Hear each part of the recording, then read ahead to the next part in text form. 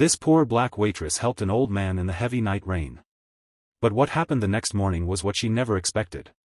She went to work very tired that morning after helping the old stranger the night before. She was 9 minutes late, only to be fired, but she had no idea the stranger she saved that night was watching too. Let's go back to how this story began. The rain that night in Brookstone, North Carolina wasn't the soft gentle kind. That night, it came down angry, sharp, sideways sheets that blurred the world into streaks of gray. Most people stayed off the roads completely. But Maya Thompson didn't have that luxury. Her shift had ended late again, and her shoes squished with every step as she trudged toward her old tan Corolla. Her blue uniform shirt clung to her skin, and her braids, usually neat, were frizzy from the humidity. It had been one of those exhausting days where every table complained, every child threw something sticky, and every coworker disappeared whenever work needed to be done. But bills didn't care how tired she was. Rent didn't care either. At 28, Maya felt like life was a constant sprint she could never catch up with. She turned the ignition. The engine coughed, wheezed, then finally growled awake. "Come on, baby," Maya whispered, patting the steering wheel. "Just a few more months and I'll replace you. Maybe."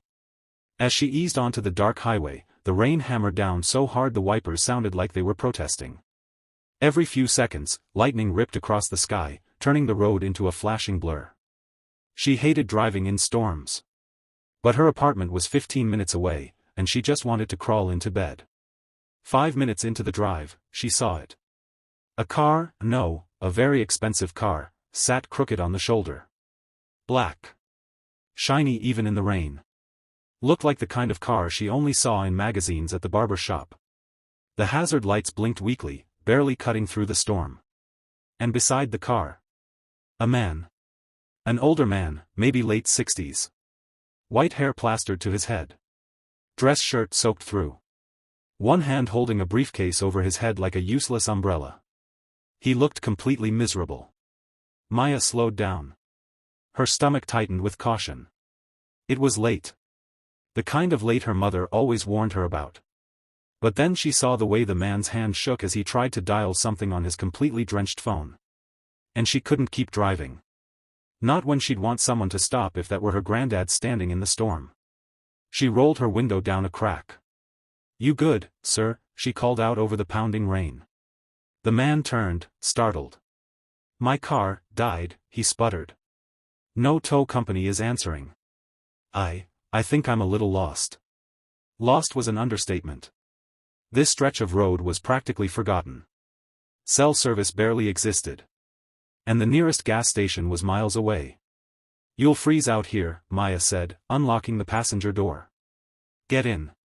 The heater barely works, but it's better than hypothermia." The man hesitated. Then nodded. "Thank you," he said softly. "Thank you." He slid into her car, dripping water all over the seat. Maya turned the heater up until it wheezed like an asthmatic dog. They drove slowly through the storm. "I'm Richard," he finally said. "Richard Hanover." "Maya," she replied. "And you are very lucky you didn't get struck by lightning. That storm is violent." He gave a tired chuckle. "You saved me. Anyone would have stopped." "No," he said quietly. "They wouldn't." Maya shrugged. She didn't know what else to say. She took him into town, to a small motel near her apartment. She handed him a towel she kept in her trunk. Extra socks. A cup of instant ramen she kept for emergencies. He looked at her like she'd handed him treasure. "You have no idea how much this means," he said. "It's just kindness," she replied. "World's running low on it." They talked for a bit, nothing deep. Just small talk. He didn't mention family. She didn't ask. When she finally headed home, he stood under the awning of the motel and waved. Maya smiled back and drove away, unaware that the man she helped would soon change her life in ways she never imagined. Morning came too fast. Maya dragged herself out of bed, her hair still damp from the night before. Her shoes were still wet. Her eyelids felt heavy. But she'd never missed a shift in 2 years. Not even once. She threw on her uniform and jogged the 3 blocks to Pinecrest Diner, the little place where she worked as a waitress for $4.15 an hour plus whatever tips people chose to leave. She was 9 minutes late. Only 9. But to her manager, Carl Simmons, lateness was the ultimate crime. The moment Maya pushed open the diner door, Carl was already standing by the counter, arms crossed, chest puffed out like a proud rooster. "Well, look who decided to show up," he shouted loudly enough for every customer to hear. Maya froze. I'm sorry, Carl. The storm was bad and... "Spare me the excuses," he snapped. "We open at 7. Not whenever you feel like it o'clock."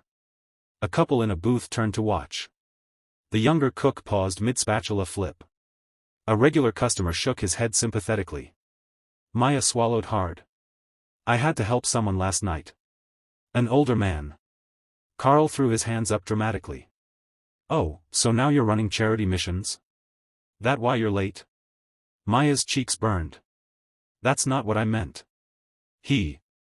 Carl stepped closer, lowering his voice just enough to sound more threatening.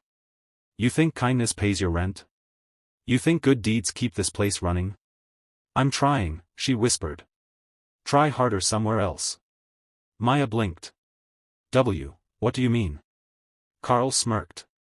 "You're done. Hand over your apron." The entire diner went silent. Maya stood frozen for 3 full seconds, unable to process the words. "Carl, I've worked here for years." "You can't." "You're fired," he said clearly, loudly, cruelly. "Now get out." Her throat tightened. Every muscle felt numb. But she refused to cry in front of him. So she slowly untied her apron, folded it neatly, placed it on the counter, and walked out with her head held high, despite the ache in her chest. As she pushed the door open, she heard an elderly woman whisper to her husband. "She didn't deserve that. She's the sweetest one here." Maya stepped outside into the cold morning air. The rain had stopped, but somehow, it hurt worse than the storm last night. She stood there, staring at the puddle under her shoes, trying to breathe through the hopelessness. Behind her, Carl straightened his uniform and muttered. "Perfect. Just in time for the owner's visit today. Last thing we need is a charity case making us look bad." Maya didn't hear him. But someone else did. A sleek black sedan slowed as it passed the diner.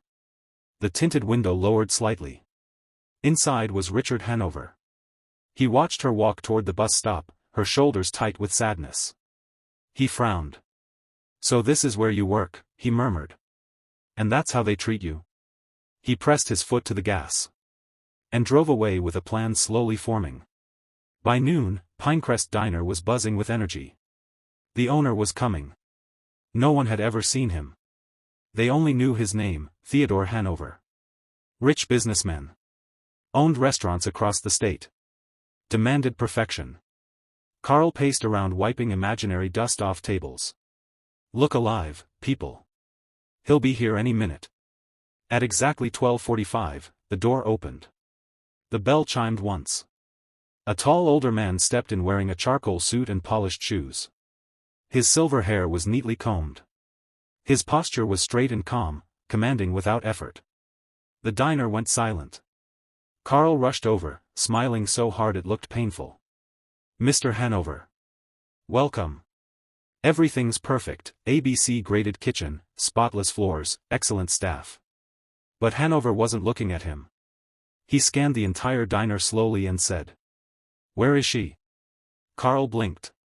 "Who?" "The woman who worked yesterday morning." Carl stiffened.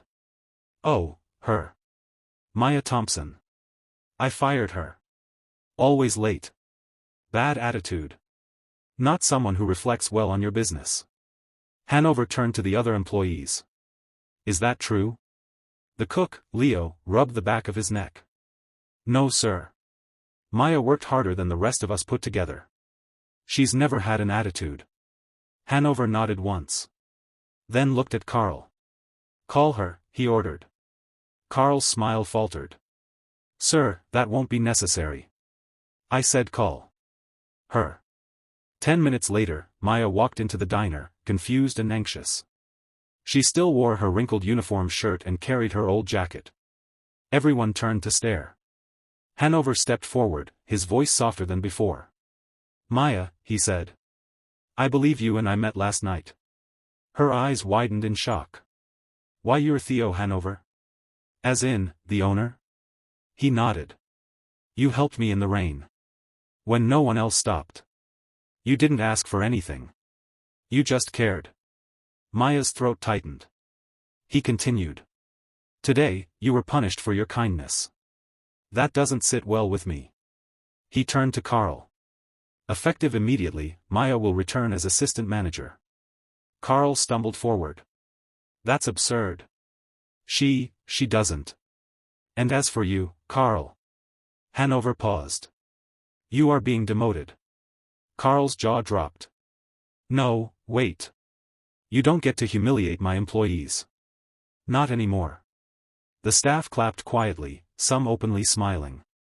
Maya stood frozen, tears filling her eyes. Hanover stepped closer. You gave me kindness when I had nothing to offer you. In my world, kindness is priceless.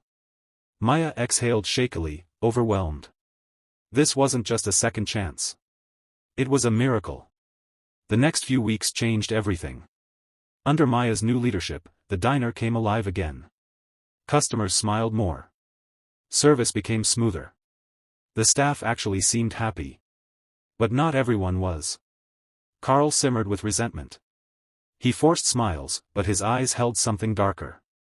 One Wednesday night, while closing the registers, Maya found the numbers off. Short. By a lot. At first she blamed her own exhaustion. She counted again. Then again. Still short. Her stomach twisted. 2 days later, another shortage. Someone was sabotaging her. Reluctantly, she went to Hanover. I think someone's trying to make it look like I'm stealing, she said quietly. I don't have proof yet. Hanover nodded, steady and calm. Then we'll get proof. That night, he installed small cameras near the registers. Only he and Maya knew. Days passed. Then, one rainy Tuesday night, the camera caught him. Carl. Waiting until Maya left early to help unload a delivery. Opening her drawer. Taking cash. Filling out a fake count slip. Grinning as he shut the register. Let's see you get out of this, he whispered on camera. The next morning, Hanover called a full meeting. Everyone gathered around the counter. Then the investigator pressed play.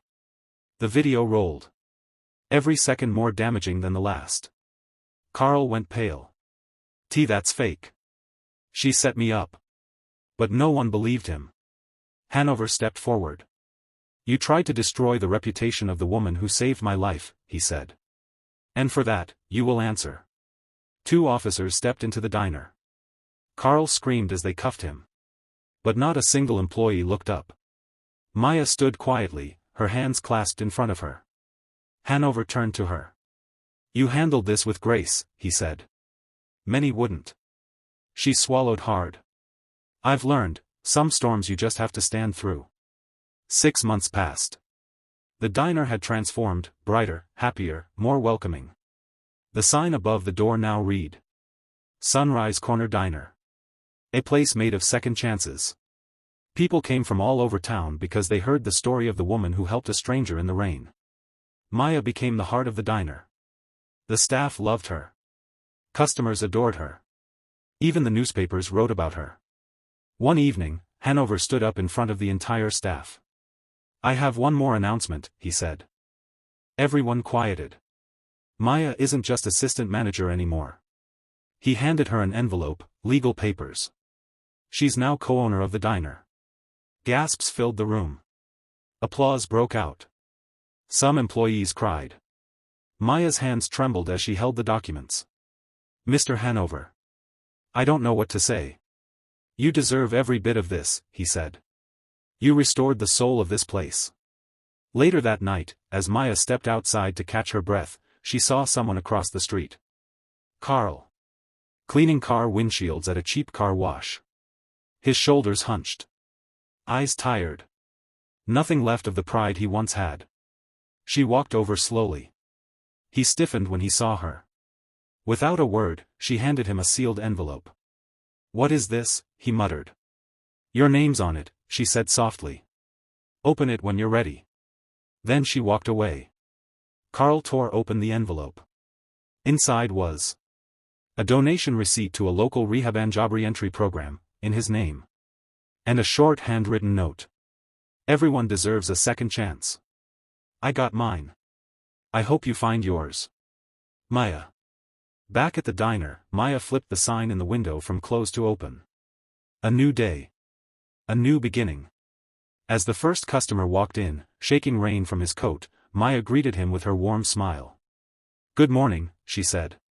Welcome to Sunrise Corner, where kindness always comes back around.